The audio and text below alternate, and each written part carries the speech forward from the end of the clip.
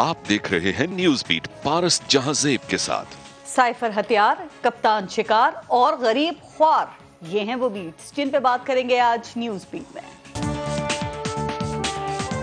पाकिस्तान की तारीख में डिक्टेटर्स भी आए, लेकिन आज तक गद्दारी का लेबल किसी वजीर आजम के माथे पर नहीं लगा जो इमरान खान के माथे पर लगा। नया ड्रामा क्या है? तो वो जिस साइफर गुम गया, मरियम बीबी वो साइफर नहीं गुमा। आप चाहेंगी कि गुम हो जाए? इमरान नियाजी साहब, आपने आइन की रेड लाइन क्रॉस की। आपकी गिरफ्तारी करार पाई के होनी है तो फिर इन जलसे जुलूसों से आपकी गिरफ्तारी नहीं रुकेगी। इंपोर्टेड हुकूमत सुन लो, ये बजाय ये धमकियां देने के पकड़ के जेल में डाल ही दो। तुम्हारे पास इतने जेल नहीं।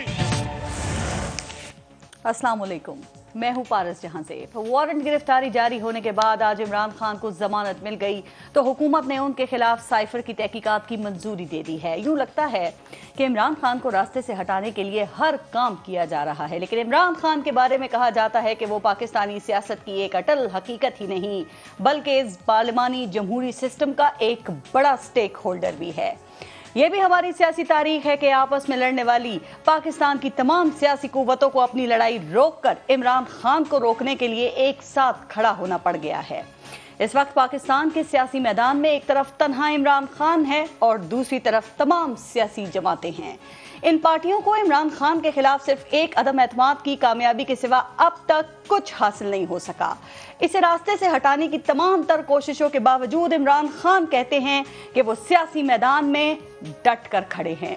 उनके हामी कहते हैं कि इमरान खान को गिराने के लिए की गई हर कोशिश के बाद इमरान खान मजीद मजबूत हुआ है। उसकी खुफिया ऑडियोज लीक की गईं, दहशतगर्दी के मुकदमात बनाए गए, तौहीन अदालत का केस बना, आर्टिकल 6 लगाने की बातें भी की जा रही हैं। लॉन्ग मार्च के दौरान शेलिंग की गई, कारकुनों को गिरफ्तार किया गया, उसको डराने की जिद्दोजहद की गई, लेकिन उनके कारकुनान कहते हैं कि उसे तोड़ने की कोशिशों के बावजूद इमरान खान डट के खड़ा है। यह भी हमारी तारीख ही तो है कि उसके खिलाफ घर की मिल्कियत का केस बना, उसने मनी ट्रेल दे दी। उसके खिलाफ तौहीन अदालत का केस बना, उसने अदालत से माफी मांग ली। उसकी हुकूमत गिराई गई तो लोगों ने मिठाइयां बांटने के बजाय सड़कों पर बिन बुलाए एहतजाज शुरू कर दिया। कहा जाता है कि वो जो बात करता है सियासी बयानिया बन जाता है। उसने 50 से ज्यादा अवामी जलसे कर दिए जिसमें हर शहर में लोग बड़ी तादाद में शरीक हुए। इमरान खान के हामी कहते हैं कि वो मुल्क में कानून की हुक्मरानी, पाकिस्तान की खुद मुख्तारी और खुददारी चाहता है। पंजाब का ज़िमनी इलेक्शन हुआ तो पहली बार अपने ही आज़ाद हल्के रखने वालों की जमानतें जब्त हो गई। हुकूमत ने 9 इस्तीफे कबूल किए तो वो 9 की 9 नशिस्तों पर अकेला खड़ा हो गया। तो क्या उससे लड़ने वालों को सोचना नहीं चाहिए कि आखिर ऐसा क्या है और क्यों है कि उसका अपने सपोर्टर्स के साथ इतना गहरा रिश्ता है? उसका सपोर्ट बेस आखिर इतना मजबूत क्यों है? ये लोग क्यों उसकी हर बात पर यकीन करते हैं? वो फंड रेजिंग करता है तो लोग दिल खोलकर अतियात देते हैं। क्या सोचना ये भी नहीं चाहिए कि इमरान खान को इस तरह ऑडियो लीक करके, मुकदमात बनाकर, गिरफ्तारियों से डराकर रास्ते से हटाया जा सकता है, या उसका मुतालबा मानकर इलेक्शन करवाना ही मसले का वाहिद हल है? आज के प्रोग्राम में इस पे भी हम बात करेंगे और आज प्रोग्राम में हमें ज्वाइन किया है सीनियर तज्जियाकार हैं मजहर अब्बास साहब, सीनियर तज्जियाकार हैं सईद काजी साहब और सीनियर तज्जियाकार हैं अम्मार मसूद साहब। अस्सलाम वालेकुम, बहुत बहुत शुक्रिया आप सबका। पहले एक ब्रेक लेंगे, देखते रहिएगा न्यूज़ बीट।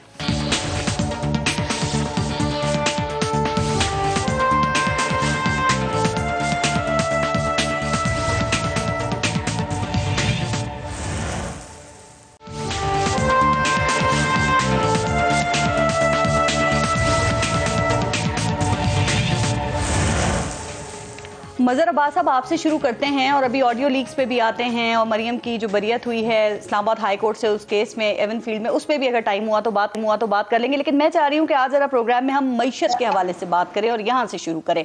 तो सर, आपके ख्याल में इसहाक डार के वापस आने से मईशत में आप कुछ बेहतरी देख रहे हैं, या आपको लगता है कि सिर्फ आवाम को दिखाने के लिए ये वक्ती तौर पर रिलीफ दिया गया है, जो 13 रुपये पेट्रोल की कीमत में इजाफा किया गया है, या आप समझते हैं कि मजीद रिलीफ भी दिया जा सकता है?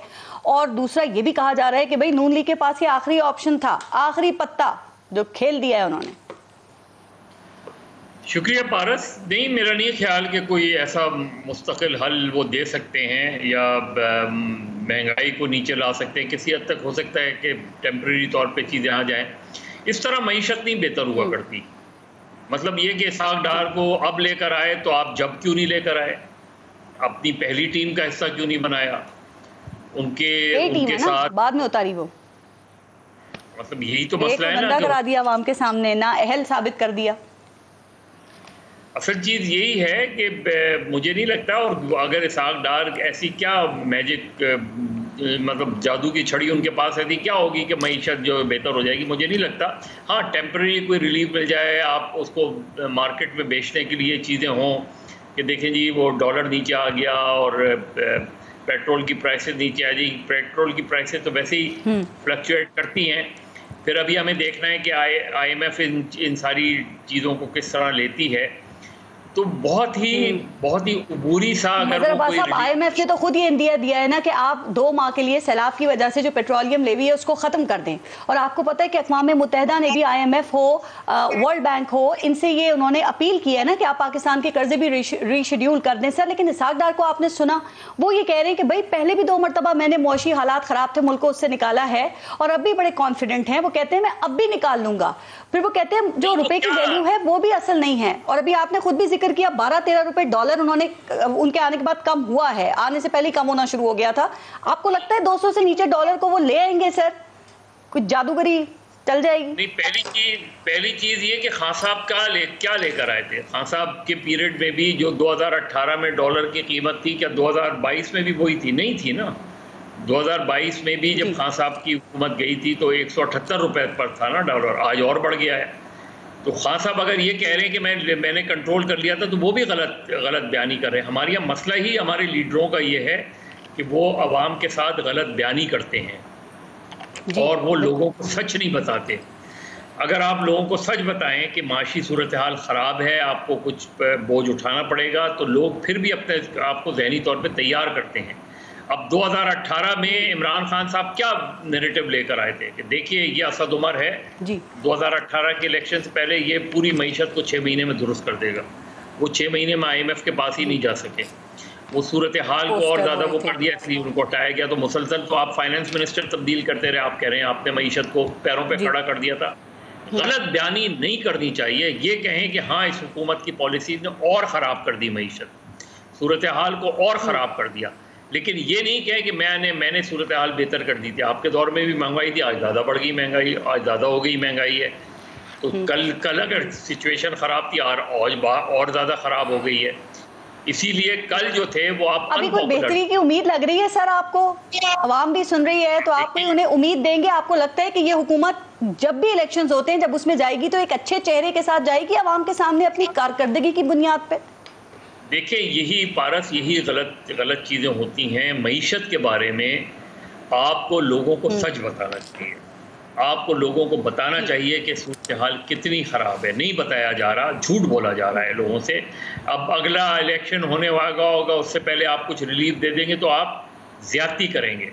इससे पहले जिस तरह इमरान खान साहब ने एकदम अपना आखिर में जाके जो पेट्रोल वगैरह की कीमतें एकदम कम कर दी थी, तो लोगों के तो आपने मुल्क के साथ कोई भलाई नहीं की थी, आपने ज्यादती की थी, क्योंकि आपको पता था आपकी हुकूमत जा रही है। आपने चीज़ों अगली हुकूमत पे बोझ आ गया, तो वो अगली हुकूमत पे बोझ नहीं आता, वो एक आम आदमी पर बोझ आता है, वो लोगों के ऊपर बोझ आता है। यही करेंगे। कह रहे हैं कि अवाम को सच बताना चाहिए। सर, आज मिफ्ता इस्माइल ने भी इसहाक डार के ऊपर तनकीद की। उन्होंने कहा कि हमने IMF से कहा था कि हम लेवी जो है उसको कम नहीं करेंगे, उसको बढ़ाएंगे, लेकिन लेवी जो है वो कम की गई है। तो वो कहते हैं कि IMF इसके ऊपर नाराज हो सकता है।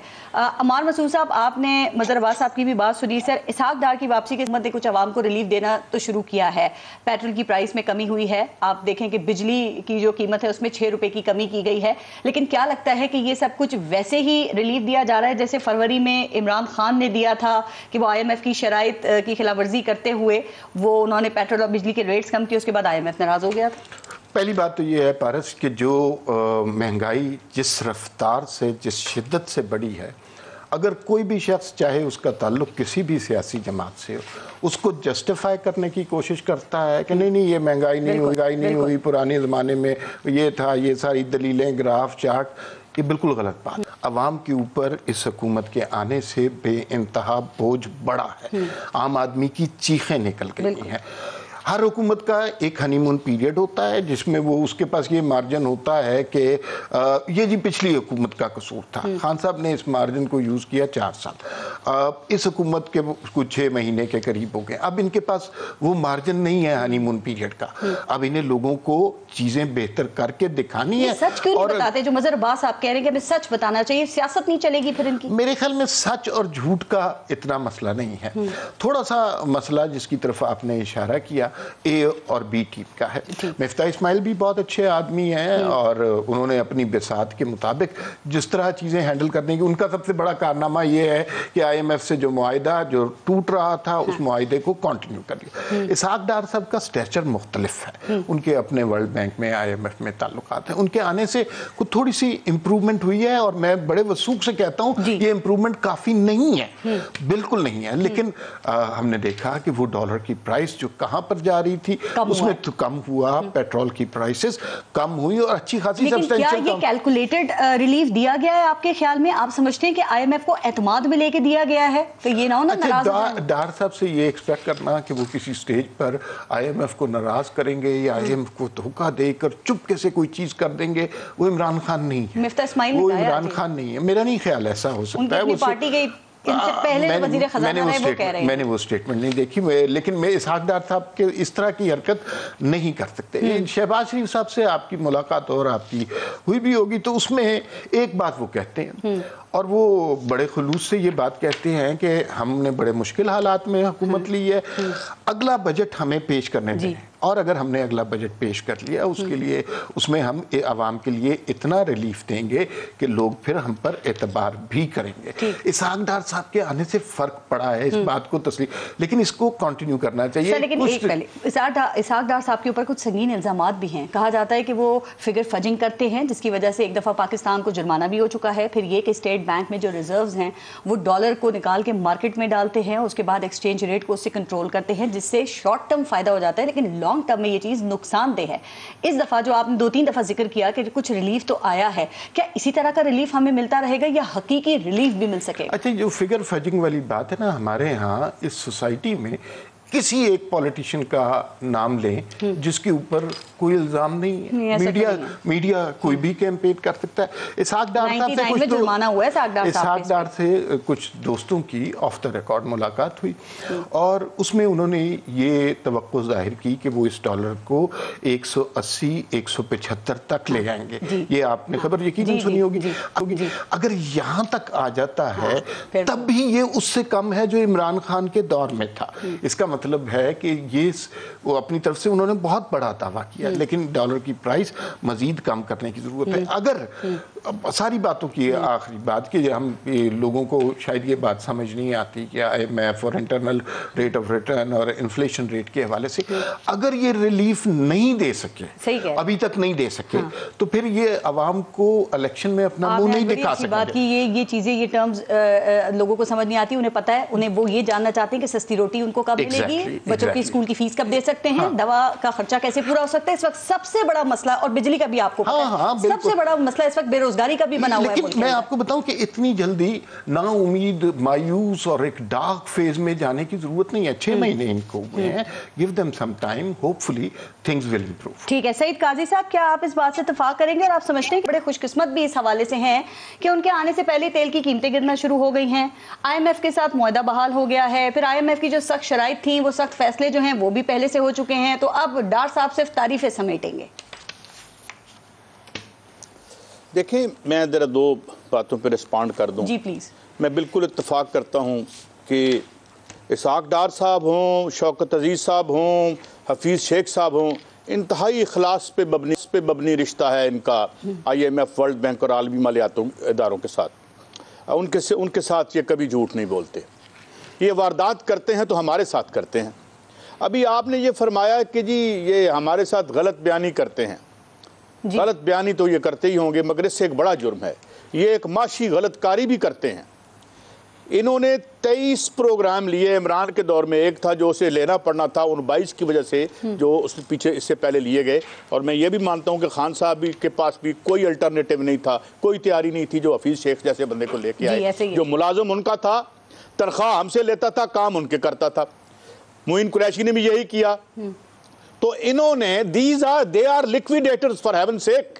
और ये जो 4% कम हुए हैं, ये 10 रुपए बढ़ाने थे हर महीने हमने लेवी के IMF के पिछले महीने, क्योंकि इन्होंने इसहाक डार को लाना था और ये बताना था कि वो बहुत बड़े economist, he is not an economist, वो एक चार्टर्ड अकाउंटेंट है। जिस तरह शौकत अजीज एक बैंकर था, इकोनॉमिस्ट नहीं था। मुलाजमत ये उनकी करते हैं, हमारी नहीं करते। मुझे बताएं, इंडिया ने एक प्रोग्राम लिया, कुछ के करीब नहीं आया। उनका जो था, बाद में प्राइम मिनिस्टर भी बना, पहले वजीर खजाना था मनमोहन सिंह। और इन्होंने लिक्विडेट किया, इन्होंने 2 नंबर प्राइवेटाइजेशन की, इन्होंने एक बैंक इस तरह बेचा कि उसके अंदर जो बाथरूम की टूटियां थी उनकी ज्यादा कीमत थी, एक बिल्डिंग की ज्यादा कीमत थी। Basically they have all of them including Hafeez Sheikh of Peoples Party और PTI।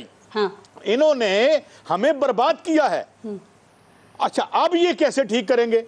और ये मुलाजमत 2 लोगों की करते हैं। एक जो इनके हुक्मरान है, जिस खानदान की खिदमत करते हैं, और 164 का बयान जो दिया है कि ये किसके लिए करते, मैंने नहीं लिखा, मजिस्ट्रेट के सामने इन्होंने कहा था। ठीक है। और बाकी खान साहब से पूछे आपकी कौन सी तैयारी थी, ये जो हफीज शेख को आप लेके आ गए। बात ये है कि let's not tell a lie to our people, जो आपकी स्क्रीन की दूसरी तरफ बैठे हमें सुन रहे हैं, उन्हें कोई झूठी उम्मीद और होप ना दें, वो बड़े थक चुके हैं। इन लोगों ने इस मुल्क की इकानमी को लिक्विडेट किया। जो असलात थोड़ी बहुत अयूब खान की थी, पीपल्स पार्टी और उसके बारे में सबसे बड़ा झूठ बोलते हैं, नेशनलाइजेशन ने तबाह कर दिया। ठीक है, स्टील मिल तो लगा के दिखा दो। आपने बड़ी बातें की, लेकिन ये बताएं नून लीग ने मिफ्ता इस्माइल के साथ क्या किया है सर? आपको नहीं लगता वैसे नून लीग भी इसमें अपनी सियासत में थोड़ी कामयाब हुई है कि जो सख्त फैसले हैं वो मिफ्ता इस्माइल से करवा कर उनको गैर मकबूल कर दिया, उनको नाअहल वजीर खजाना साबित कर दिया, और अब जब रिलीफ देने की बारी आई है तो इसहाक डार का चेहरा सामने ले आए कि जी A टीम उतर गई है मैदान में अब हमारी। एक मेरी आपसे रिक्वेस्ट है पारस साहिबा, ये मुश्किल फैसले ना कहें। अच्छा, सख्त कह लूं? हुक्मरानों के लिए आसान फैसले, अवाम के लिए मुश्किल फैसले। बिल्कुल ठीक। They do the dirty work for their appointees. वो हमारे अपने उनके लिए आसान। भाई मुझे टैक्स लगा दिया, लेवी लगा दी, इनडायरेक्ट टैक्सेशन से 80 से 90% पैसे लेते हो, उनको तुम ऊपर टैक्स की छूट देते हो। और मुबैना तौर पर वो केस जो आप बड़े हेस्टिली अभी खत्म हुए हैं, पता चला कि वो सारी, और मैं यहाँ बात नहीं कर सकता, अभी रिसेंटली वो साहब फौत हुए हैं, who was privy to all that money that was being pumped into their accounts, जो ये चाइना से उठा रहे थे। तो बात ये है कि यार इन लोगों का हमने बर्बाद करके रख दिया है। ये माशी गलतकारी करते हैं, ये माशी दहशतगर्द हैं। दिस इज द माशी। इस पर आर्टिकल 6 लगाएं, एक बंदे को मार दो तो 300। आप ठीक कह रहे हैं। जो लोग आपको एन मैस और एन ब्लॉक मारते हैं दवा के बगैर सैलाब से, तो आप उन पर तो आर्टिकल 6 नहीं लगाते। सर आप ठीक कह रहे हैं, मुझे ब्रेक लेनी है, लेकिन एक बात मुझे याद आ गई कि पिछले प्रोग्राम में सईद काजी साहब आप मेरे मौजूद थे, तो आपने किसानों के हवाले से भी आप बड़ी बात कर रहे थे कि ओहो किसानों की तहरीक आएगी तो फिर देखना क्या होगा, ये समझ नहीं रहे हैं। तो वो किसान आ गए हैं इस्लामाबाद, वो इस वक्त ब्लू एरिया में बैठे हुए हैं धरना देकर, और ब्लू एरिया भी बंद है, और शायद किसी वक्त में वो ये कोशिश करें कि वो आगे डी चौक तक भी पहुंचे, और राना सनाउल्लाह साहब भी बज़िद हैं कि हम नहीं पहुंचने देंगे, कल तक की किसानों ने इनको डेडलाइन दी है। सर ये जो एहतजाज है, क्या ख्याल है कि ये इस गवर्नमेंट को कितना महंगा पड़ सकता है सईद काजी साहब, और ये मसला हल क्यों नहीं हो रहा? ये इनको नहीं, ये सारी रूलिंग अशराफिया को महंगा पड़ेगा, इनके खिलाफ ये सारे इकट्ठे हो जाएंगे। और ये बारिश का पहला खतरा है। मैंने अर्ज किया कि 36-35 रुपए यूनिट के ये दे रहे हैं, सरहद से उधर 65 पैसे दे रहे हैं, वो भी 8 घंटे छोड़ के एक दिन के। तो ये that is the real movement जो कि बन रही है। और इसको इसीलिए जब PTI के कोई लोग गए तो उन्होंने कहा आप दूर बैठे, और इनसे भी वो बात नहीं कर रहे। तो और ये तकरीबन पाकिस्तान में 40% लोग जो हैं उनका रोजगार इस एग्रीकल्चर से है। These are the real people who are on the march. और ये that story needs to be covered, to be seen very seriously. जी ठीक है सर, जरा किसानों की जो तहरीक स्पेसिफिक आप भी अपना कमेंट करें, चूंकि आपके ख्याल में किसान क्या मुतालबा कर रहे हैं? चूंकि राना सनाउल्लाह कहते हैं कि असल मुतालबा ये जो ट्यूब वेल्स हैं उनके बिलों की अदायगी मौखर करना है, जो हुकूमत तस्लीम करने को तैयार है। बाकी गंदम की इमदादी कीमत और खाद की ब्लैक मार्केटिंग जैसे मसाइल तो पिछले दौर से ही चले आ रहे हैं। क्या वजह लगती है, मसाइल क्यों नहीं हल हो रहे सर? कैपिटल के अंदर वो रोड ब्लॉक करके बैठे हुए हैं सारा इलाका। मैं पहली दफ़ा शायद सईद काजी साहब से इत्तेफाक करता हूँ। लोगों की ज़िंदगियाँ जब मुश्किल हो जाएंगी, चाहे वो किसान हो, मजदूर हों, ताजिर हों, दुकानदार हों, अगर उनकी ज़िंदगियाँ मुश्किल होती जाएंगी, उन्हें दीवार से लगाया जाएगा, वो रिएक्ट लगा दिया है। हाँ, मुश्किल कर दी है, लोगों से गुजारा नहीं हो रहा, और ये आहिस्ता आहिस्ता ये बात फैलेगी। अब बिजली के जो कंज्यूमर हैं, आपको अंदाजा नहीं है कि बाज़ घरों में जब बिजली का बिल आता है मातम का समा होता है। ऐसे ही है। और वो जिन्होंने तसव्वुर भी नहीं किया, जितनी उनकी इनकम नहीं है, अगर उससे ज़्यादा बिल आ जाए, या किसानों को अगर वो खाद नहीं खरीद सकते, बीज नहीं खरीद सकते, ट्यूबवेल का पैसे नहीं अदा कर सकते, उसके बिल नहीं अदा कर सकते, तो ये यकीनन एक तकलीफदेह सिचुएशन है। लोगों के पास, लोगों के बच्चे भूख से मरने लग जाएं तो वो रिएक्ट करेंगे। लेकिन इस पे मैं बड़ा होपफुल हूँ कि ये आगे चीज़ों को तब्दील करेंगे। नहीं करेंगे तो ये इलेक्शन में नहीं जा सकेंगे। ये बात बिल्कुल क्लियर रखें, इन्हें ठीक करना पड़ेगा। ठीक, अल्लाह करे ये एहसास इनको भी हो जाए। ब्रेक लेते हैं, देखते रहेगा न्यूज़ बीट।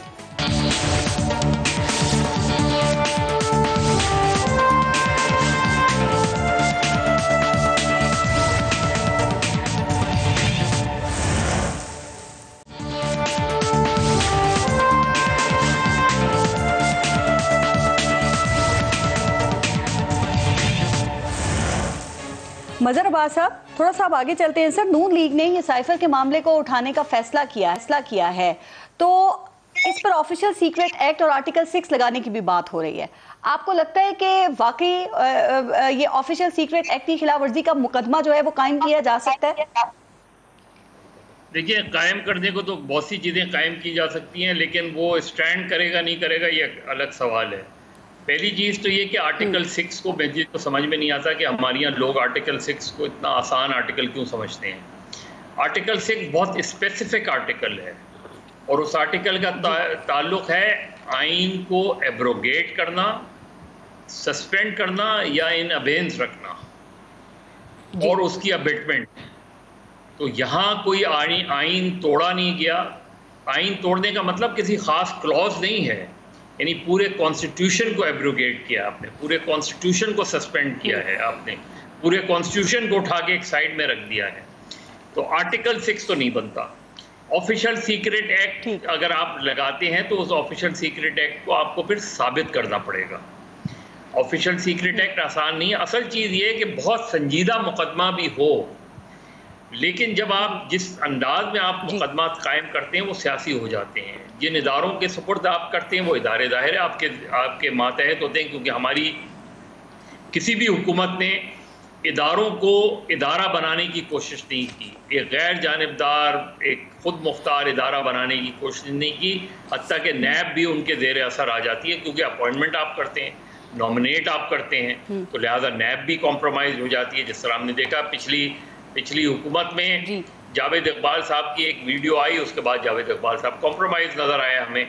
यही हमने उससे पिछली हुकूमतों में देखा। तो हमारे यहाँ ना FIA बनाई गई, ना पुलिस बनाई गई, ना इदारे तो बनाए नहीं हमने। तो अब जब भी कोई भी गवर्नमेंट ऑफ द डे जो है वो अपने मुखालफिन के खिलाफ कोई भी मुकदमा बनाती है, चाहे उसमें शवाहिद मौजूद भी हों, उसको उसके मुखालिफ जो है वो एक्सेप्ट नहीं करते। दूसरी बात यह कि साइफर का जहाँ तक ताल्लुक है, उसमें मेरे नुक्ता नज़र से सबसे संजीदा बात जो है वो इमरान खान का कल वो इंटरव्यू है जिसमें वो कह रहे हैं कि साइफर कहीं खो गया है, कहीं मिस हो गया है, कहीं मैं वो रख के भूल। अब अगर फ़र्ज़ करें खुदा न खास्ता अगर ये बात दुरुस्त है और वो साइफर किसी और के हाथ आ जाता है और वो साइफर वो लीक कर देता है, तो ये बहुत ही सीरियस मसला बन जाएगा, क्योंकि उस साइफर में कुछ चीज़ें ऐसी होती हैं जो डीकोड हो सकती हैं, और अगर डीकोड हो जाती हैं तो आपकी नेशनल सिक्योरिटी और फॉरेन ऑफिस का मसला बन जाएगा। लेकिन ये बड़ा सवाल है कि वज़ीर-ए-आज़म हाउस से साइफर जो है वो कैसे गायब हो गया। आपके ख्याल में अगर कोई भी गायब जिसने भी किया उसको इसका फ़ायदा क्या हो सकता है? क्योंकि आज इमरान खान ने, आपने कल उनके इंटरव्यू की बात की, आज टेक्सिला में वो खिताब जब कर रहे थे अवाम से, तकरीर में उन्होंने अपनी ये कहा कि ये हुकूमत ने गायब किया है सर, और हुकूमत खुद कह रही है कि वजारत खारजा के अंदर इसकी कॉपी मौजूद है, जाहिर है फौज के पास भी होगी, और इमरान खान ने इसकी कॉपी खुद चीफ जस्टिस ऑफ पाकिस्तान को भी भिजवाई थी, और वो कह रही है नया ड्रामा इस हुकूमत ने शुरू कर दिया है कि साइफर गायब हो गया। इशू साइफर गायब होने का नहीं, खान साहब के कल और आज में इशू साइफर गायब होने का नहीं है। इशू ये है कि इमरान खान साहब वजीर आजम खुद कह रहे हैं कि मुझे मेरे पास था, मुझे पता नहीं। ये तो इमरान खान खुद कह रहे हैं जी, इंटरव्यू में कम से कम यही बात की है ना उन्होंने। तो मैं तो सिर्फ उस बेसिस पे बता रहा हूँ कि अगर खुदा ना खास्ता ये बात दुरुस्त है और वो किसी और के हाथ चढ़ जाता है तो इसका नुकसान हो सकता है। दूसरी बात, अहम बात ये नहीं है कि इमरान खान ने ऑडियो लीक में क्या कहा, अहम बात ये नहीं है कि असद उमर ने क्या कहा, आजम खान ने क्या कहा, या अगर दूसरी ऑडियोज उठा लें कि शहबाज शरीफ ने कहा।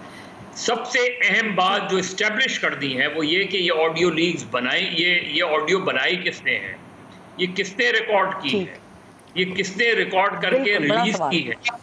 सबसे जब तक आप इस नुक्ते पर नहीं आएंगे कोई भी मुकदमा जो है वो स्टैंड नहीं कर पाएगा, क्योंकि हर मुकदमे में पहला सवाल ये उठेगा कि भाईजान ये बनाई किसने, ये तो बताएं। सर ये बड़ा इंपॉर्टेंट पॉइंट आपने उठाया, मैं इस पे जरा आगे सबकी राय लूंगी, लेकिन मुझे एक बात और बता दीजिए, आपके ख्याल में आप समझते हैं, क्योंकि जो मुस्लिम लीग नून बुनियादी नुक्ता उठा रही है ना, वो ये कह रहे हैं कि इमरान खान की जो ऑडियो लीक्स हुई हैं उसमें इमरान खान कह रहे हैं साइफर पे हमने खेलना है, यानी कि खेलने के लिए इस्तेमाल किया गया है इसको, और आजम खान कह रहे हैं कि मर्जी के मिनट्स बना लेंगे। तो आप ये समझते हैं कि ये एक आम नॉर्मल सा जो आते रहते हैं उस तरह का साइफर था और इसे सियासी मकासद के लिए, इसको खेलने के लिए इस्तेमाल किया गया, इसे अपनी सियासत करने के लिए इस्तेमाल किया गया?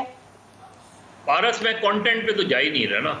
सबसे पहले तो आप ये एस्टैब्लिश करें ना, नून लीग ये एस्टैब्लिश करे कि मरियम नवाज साहिबा की गुफ्तगू कैसे टेप हुई और किसने टेप की, शौकत तरीन की गुफ्तगू किसने टेप, इमरान खान की गुफ्तगू किसने टेप, शहबाज शरीफ की गुफ्तगू किसने टेप। हम बुनियादी सवाल पे आते नहीं है, हम बुनियादी क्वेश्चन पे नहीं आते कि किसने टैप की, उसके अंदर क्या है, वो तो एक सेकेंडरी चीज है। प्राइमरी चीज ये है कि जिसने टैप की और जिसने क्या ख्याल है उसके मकासद क्या है। वज़ीर आज़म हाउस की जो साइबर सिक्योरिटी है वो तो आपको पता है आईबी के सुपुर्द होती है, आपके ख्याल में इसका जिम्मेदार कौन हो सकता है? कौन है जो रिकॉर्ड कर, जिसने रिकॉर्ड किया और अब लीक कर रहा है? ये पारस, ये इंटीरियर मिनिस्टर रिस्पॉन्सिबल है, इंटीरियर मिनिस्ट्री रिस्पॉन्सिबल है। आईबी, अगर आईबी ने किए तो IB comes under interior ministry. IB को मालूम, इंटीरियर मिनिस्ट्री को मालूम करना चाहिए ना, वो बताएं पहले। ये बात नहीं बता रहे, ये बातें की जा रही हैं कि उसके अंदर क्या है। भाई पहले उस आदमी को तो ट्रेस करो, उस एजेंसी को तो ट्रेस करो, उन लोगों को तो ट्रेस करो कि जिन्होंने ये टैप की हैं। उसके बाद उनसे पूछो कि यही है या और भी हैं। ठीक, उनसे पूछो कि इसका मकसद क्या था लीक करने का। कभी इस वजीर आजम की लीक की ऑडियो लीक की जा रही है, कभी उस वजीर आजम की ऑडियो लीक की जा रही है। गवर्नमेंट जो है, गवर्नमेंट चाहे इंटीरियर मिनिस्टर हो या मरियम नवाज हो, आ रहा है तो उससे तो लगता है कि मकसद के लिए खेल रहे हैं, कंटेंट हो। जी सर, ठीक। अमार मसूद साहब, मैं अब साइफर के ऊपर बात करती हूँ जो बात हो रही है, लेकिन नज़र अब्बास साहब ने एक बड़ा वैलिड बात की और हम इस पर बात कर भी रहे हैं कि कंटेंट को साइड पे रख के ज़रा इसके ऊपर बात कर ले कि ये वज़ीर आज़म हाउस से लीक कैसे हुई है और फिर ये किसने रिकॉर्ड की है, कैसे रिकॉर्ड कर ली है, मकसद क्या है, क्या एक ही टाइम में सबको गंदा कराना मकसद है, शहबाज शरीफ को भी, मरियम नवाज को भी और इमरान खान को भी? आप समझते हैं ये सिक्योरिटी ब्रीच है और ये लम्हा फिक्रिया है हमारे लिए? जी बिल्कुल, और उसके लिए इंक्वायरी कमेटी बना दी गई है, उसके फैसले का इंतजार करते हैं और उससे पहले कोई अपनी तरफ से फैसले और जजमेंट पास करने से इज्तनाब करते हैं। बनी गाला पे छापा मारने का मुतालबा दुरुस्त है, वहां से मिल जाएगा? कल मरियम नवाज कह रही थी ना कि बनी गाला से मिलेगा। वो तो खैर अभी ये चीजें चल रही हैं, छापा मारा तो नहीं है ना, लेकिन इमरान खान को क्या फायदा होगा बनी गाला में ले जाने का? साइफर के हवाले से जरा मुझे बात करने दीजिए। देखिए, आपने, हम सब ने इन स्क्रीनों पर क्या देखा? हमने देखा कि इमरान खान साहब ने एक कागज़ लहराया, ये अमरीकी साजिश हुई है। अच्छा जी, लोगों ने तस्लीम कर लिया, अमेरिका इतना बड़ा मुल्क इमरान खान के खिलाफ लगा हुआ है और उसको हुकूमत से उतारना अमेरिका का सबसे बड़ा कारनामा हो। फिर उसके बाद खान साहब शुरू हो गए जी चीफ इलेक्शन कमिश्नर के ऊपर, फिर उसके बाद शुरू हो गए न्यूट्रल, जानवर, गद्दार, गीदड़ और शेरों की फौज और गीदड़ सिपा सालार, ये सब कुछ उस साइफर की वजह से हो रहा है। एक बहुत इंपॉर्टेंट एलिमेंट आप इसमें मिस कर रही हैं, ये जो ऑडियोज आई हैं खान साहब की तरफ से एक दफा भी डिनाइल नहीं आया, उन्होंने ये नहीं कहा। और अब उन ऑडियोज से, ये आपका सवाल अपनी जगह वैलिड है कि वो ऑडियो ऑडियो कहां से, उसका कभी पाकिस्तान शहबाज शरीफ ने डिनाइल किया, कभी भी मरियम नवाज ने डिनाइल दिया, नहीं दिया उन्होंने, नहीं उन्होंने एक्सेप्ट किया। वो तो उन्होंने एक्सेप्ट किया, तहकीकात का मुतालबा कर रहे हैं। खान साहब ने एक्सेप्ट भी नहीं किया। सर खान साहब कह रहे हैं तहकीकात कराओ इसकी। एक तहकीकात का ये तो नहीं कहा, कहीं कहा कि मैंने कहा था कि साइफर के मिनट्स बनवा लो और इसके ऊपर खेल के लो, इस तरह निकाल रहे हैं। वो कह रहे हैं कि इन ऑडियो से साइफर की हकीकत साबित हो गई है।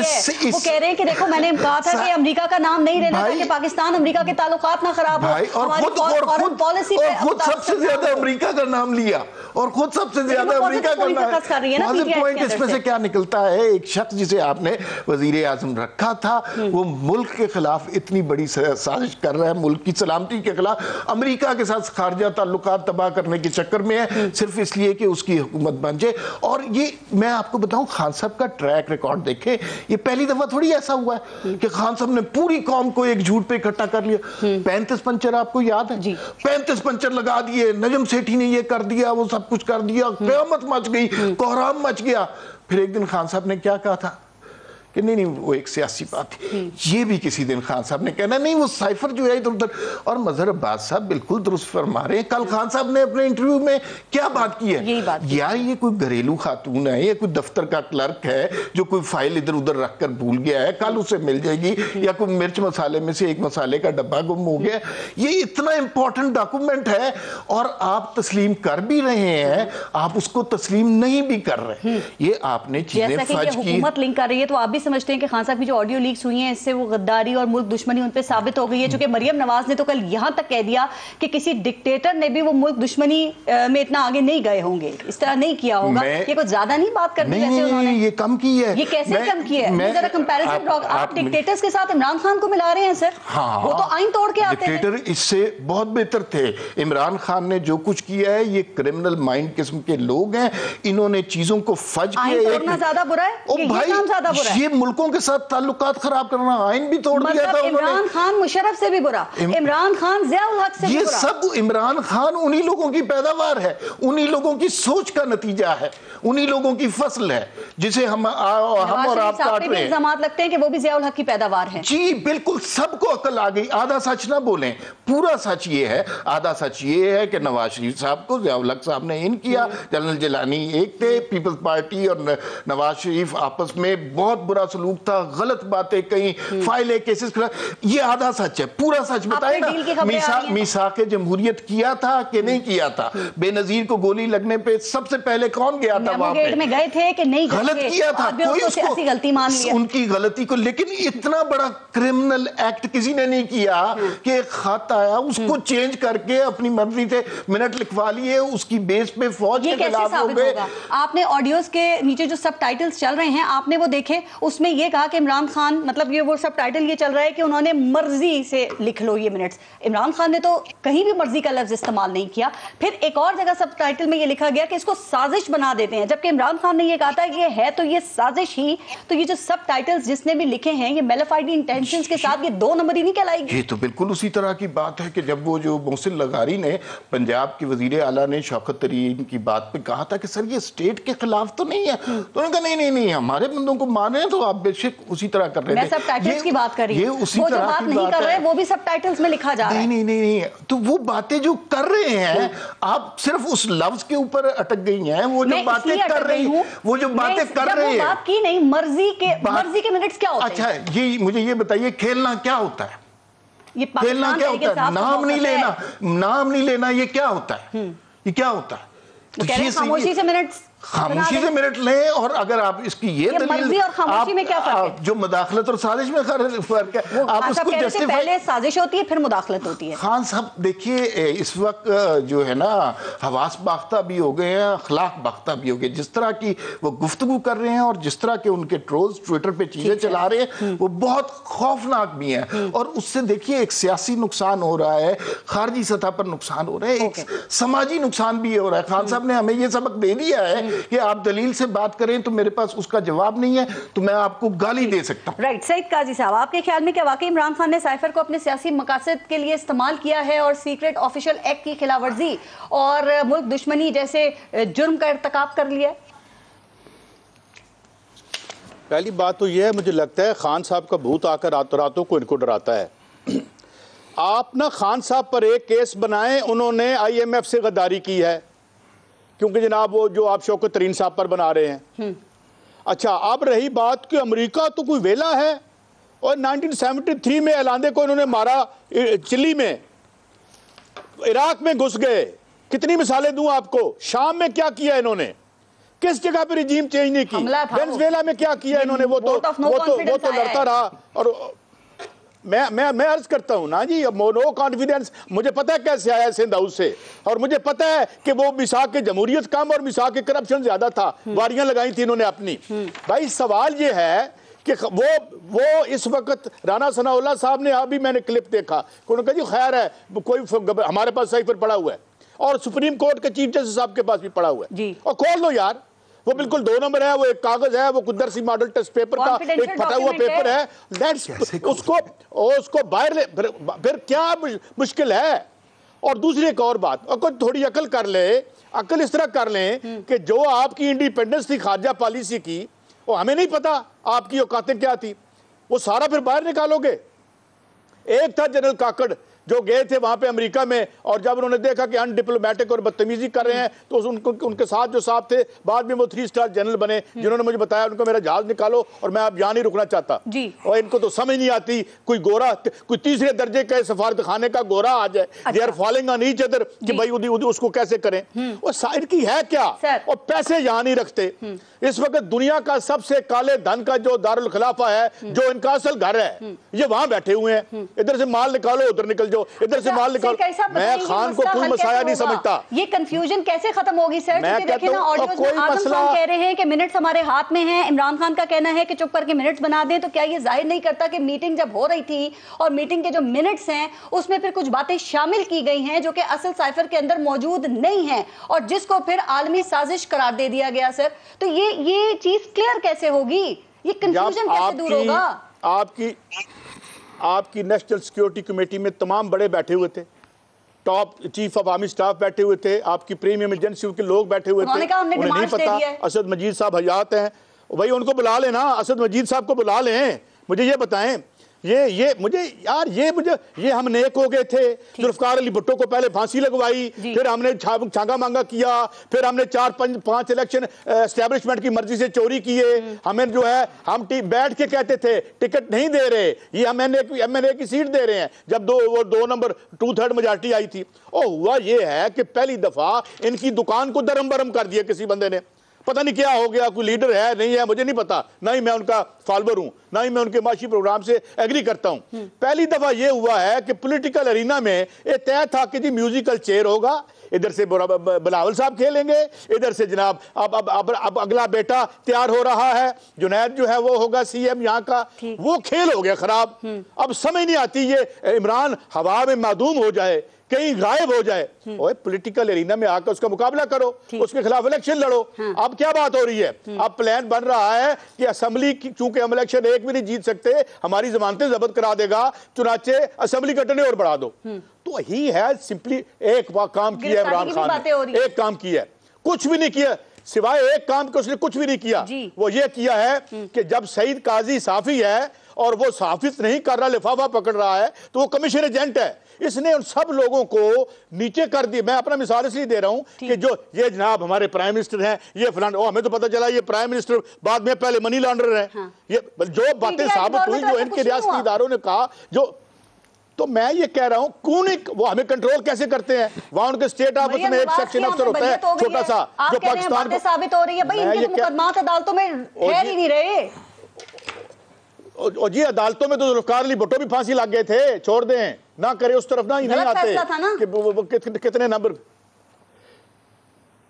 मैं कह उस तरफ ना आए, अदालतों की तरफ ना आए कि वो पहले गए हैं, पहले हलफ उठाया है, पहले हलफ उठाया है, फिर उन्होंने कहा चलो यार अदालत भी चले जाने, जज साहब खुश हो जाएंगे। मतलब ये देखे ना, इनकी हालत देखे, ये लाडले देखे, इनकी वारदात देखे। खान कुछ नहीं किया, खान ने इनके नूनी को लाडला कह रही है। भाई इनके चेहरों के लाडला है, आपको पता है? वैसे वो कह रहे हैं यार, एक बंदा फेक फैसला नहीं आता। मैडम और कन्विक्ट जो है लंदन में काफियां पी रहा है, तो आप कहते हैं ये लाडला है। कोई आपसे चीज निकल नहीं रही, रोज पर्चा दर्ज किया होता है, पकड़े जाते हैं। अब तो कहा जा रहा है उनकी बरियत का भी इम्कान है मरियम नवाज के फैसले के बाद। मैं कहता हूं जी इनकी बरीयत का इम्कान है। इनको तो मैं कहता हूं वैसे आइन में एक और तरमीम ले आए, क्योंकि यहाँ हमारा पाकिस्तान का आइन अब फैमिली स्पेसिफिक हो गया है, खानदान स्पेसिफिक हो गया है। वैसे लिख के दे कि जनाब इलेक्शन कराने की लोड़ है, असि आप ये हुक्म आपके हवाले कर देते हैं, यहाँ पे वही मुगलिया सल्तनत ले आते हैं। मुझे लग रहा है आप चाहते हैं कि इनको सजाएं होना चाहिए बस, फिर आप खुश। मैं ये नहीं कहता, मैं ये कहता हूं कि वो 16 अरब क्या था, वो 13 अरब क्या था, वो किसने झूठ बोला, या तो उस बंदे को पकड़ें जिसने तफ्तीश में गलत इल्जाम लगाया था, या इनको अंदर करें। ठीक है सर। मजहरबाज साहब, एक चीज, अभी जो साइफर की बात हुई कि बड़ा कंफ्यूजन है, ये कैसे खत्म होगा, तो आपके ख्याल में क्या ये बेहतर नहीं है कि हुकूमत साइफर का जो असल कंटेंट है उसको पब्लिक कर दे सर, क्योंकि साइफर तो जाहिर है वो तो कोडेड होता है ना, तो आपके ख्याल में अगर ये किया जाए, जो कि पीटीआई भी मुतालबा कर रही थी, तो इससे ये मसला हल हो सकता है कि क्लियरिटी आएगी, या कोई कमीशन बना दे सुप्रीम कोर्ट? नहीं पारस, मेरा नहीं ख्याल कि साइफर को आप पब्लिक कर सकते हैं। उसके बाद तो फिर आपके पास कुछ नहीं रहेगा दुनिया में। कौन सा मुल्क आप पे यकीन करेगा? कौन सा फॉरेन ऑफिस, कौन सी जो लोग जो हैं आपके जितने एम्बेसडर्स हैं आपके फॉरेन ऑफिस की तरफ से इसकी मुखालफत आएगी? इस तरह मजाक आप लोगों ने, हमने इस मुल्क को एक मजाक बना दिया है। हम इस मुल्क को बड़ी तेज़ी से एक नाकाम रियासत की तरफ ले जा रहे हैं। हम जिस अंदाज में गुफ्तगू करते हैं, जिस अंदाज में हम जो है एक दूसरे पे इल्ज़ाम लगाते हैं। मरियम नवाज की आप मुझे बताएं, कल प्रेस कॉन्फ्रेंस कर रही थी, वो उस पार्टी की क्या है? पार्टी की वाइस प्रेसिडेंट है ना, सीनियर वाइस प्रेसिडेंट है। वो अपनी पार्टी पे नाराजगी का इजहार कर रही थी। क्यों? मतलब क्या मिफ्ता इस्माइल पे तनकीद कर रही थी? क्यों? किसने? मिफ्ता इस्माइल कह रहे हैं मैंने तो जो फैसले किए वो शहबाज शरीफ के साथ के कहने पे किए, तो करे ना मरियम नवाज शहबाज शरीफ पे तनकीद। मतलब हमने इस मुल्क को एक ऐसा मजाक बना दिया है कि आपके ऊपर कोई भी यकीन नहीं करेगा। अमेरिका साजिश करता है, अमेरिका साजिश नहीं करता। सईद काजी साहब ने एक हिस्टोरिकल पर्सपेक्टिव बता दिया, मैं आपको 50 मिसालें दे सकता हूँ। अमेरिका साजिश करता है, यहाँ साजिश की है यानी कि इसकी बात नहीं हो रही। लेकिन ये कहना कि अमेरिका नहीं करता, अमेरिका करता है, गवर्नमेंट को टॉपल करता है अमेरिका। दुनिया भर में लैटिन अमेरिका से लेके आप यहाँ तक चले जाएं, वो करता है। लेकिन इस पर्टिकुलर केस में किया नहीं कि मुझे नहीं पता। ठीक सर। लेकिन इसका हल ये है कि गवर्नमेंट सबसे पहली इंक्वायरी होनी चाहिए, ये ऑडियो, ये टेप किसने की हैं, दूसरी ये कि ये लीक किसने की हैं, तीसरी ये कि जिसने की है उसका मकसद क्या है। जब आप इस नतीजे पर पहुंच जाएं तो फिर आप उसके कंटेंट पे आएं, क्योंकि आपने इस मुल्क के 2 वज़ीर आज़म की ऑडियो लीक्स की हैं। बस ये तो पाकिस्तान की आधी उम्र गुजर जाएगी फिर। नहीं, मतलब ये तो डिपेंड करता है ना, आप करना चाहें तो कुछ भी कर सकते हैं, वरना क्या होगा? आप इमरान खान के खिलाफ वारंट जारी करके आप गिरफ्तार कर लें, आप मुकदमा चला लें। आपने वारंट गिरफ्तारी की बात की मजहरबाज साहब। उमर मसूद साहब, इमरान खान के जो खिलाफ वारंट गिरफ्तारी जारी कर रही है, गवर्नमेंट चाहती है कि उनको गिरफ्तार किया जाए। आप समझते हैं कि इस वक्त में उनकी गिरफ्तारी दानिशमंदाना इकदाम होगी? मेरे ख्याल में गिरफ्तार नहीं करना चाहते, खेलना चाहते हैं। अच्छा, वो भी खेलना चाहते हैं इससे। वो इसलिए कि कल जो वारंट गिरफ्तारी जारी हुए हैं, आधे घंटे के बाद जो है राना सनाउल्लाह ने टेलीविजन पर आकर कहा ये तो कोई दफात ऐसी नहीं है जिस पे गिरफ्तारी। एक्टिविटी का फायदा क्या होगा? ये अक्सर जो बार-बार वारंट गिरफ्तारी निकालते हैं, भारी नफरी भेजते हैं बनी गाला पे, वहां से उनके कारकुनान आ जाते हैं। उसके बाद फिर जब पहली बात तो ये है कि वो जो 2 करोड़ कारकुनान आए वहां पर, या 2.5 करोड़ आए, एग्जैक्ट नंबर मैं नहीं आपको बता सकता, तो जरा मेरे ख्याल में खेलना चाह रहे हैं उनके साथ, जैसे इमरान खान साहब अमेरिका के साथ खेलना चाह रहे हैं, तो ये भी इमरान खान साहब को कल वहां पे पैनिक था, कोहराम था बनी गाला में। मकसूद है इमरान खान को। इमरान खान पहले ही बहुत डरे हुए, उन्हें क्या डराना है? उनको तो बाहर लम्हे खौफ आ रहा है अपने आमाल का, अपने करतूतों का। और आप देखिए इमरान खान साहब ने कितने नारे लगाए कि रात को अदालतें खुल गई। आज कौन सा दिन है? इतवार का दिन है। सुबह अदालत को कोई पीटीआई का जाला वो जो सर पे पट्टी बांध के गले मफलर डाल के बोला कि इतवार को अदालतें खुल गई, इमरान खान खुद पेश भी नहीं हुए, जमानत हो गई, कोई बोला आगे से? दूसरी बात ये है, एक मिनट मरियम नवाज के हवाले से बात करें, उस पे जो नून लीग वाले भंगड़े डाल रहे हैं, मेरे ख्याल में उसकी कोई जरूरत नहीं है। उन्हें मातम करना चाहिए, अफसोस का इजहार करना चाहिए, इसलिए कि इस केस का फैसला 6 साल पहले हो जाना चाहिए। चाहिए था। इसमें कोई ऐसी बात नहीं थी, एक जुर्म साबित नहीं हुआ, आप उस जुर्म की मुआवनत में आप नाअहल होगी, तो इन सारे लोगों को जो है खुश नहीं होना चाहिए। 6 साल लग गए। एक सिंपल सी बात इसी पे लास्ट कमेंट सईद काजी साहब, आप समझते हैं कि मरियम नवाज जो है वो जो उनकी बरियत हो गई है, उनको इंसाफ मिल गया है, आप समझते हैं? क्योंकि अमार मसूद साहब की बातों से लग रहा है कि जैसे पहले अदालतें इन्फ्लुएंस थी जो उन्होंने सजाएं दी।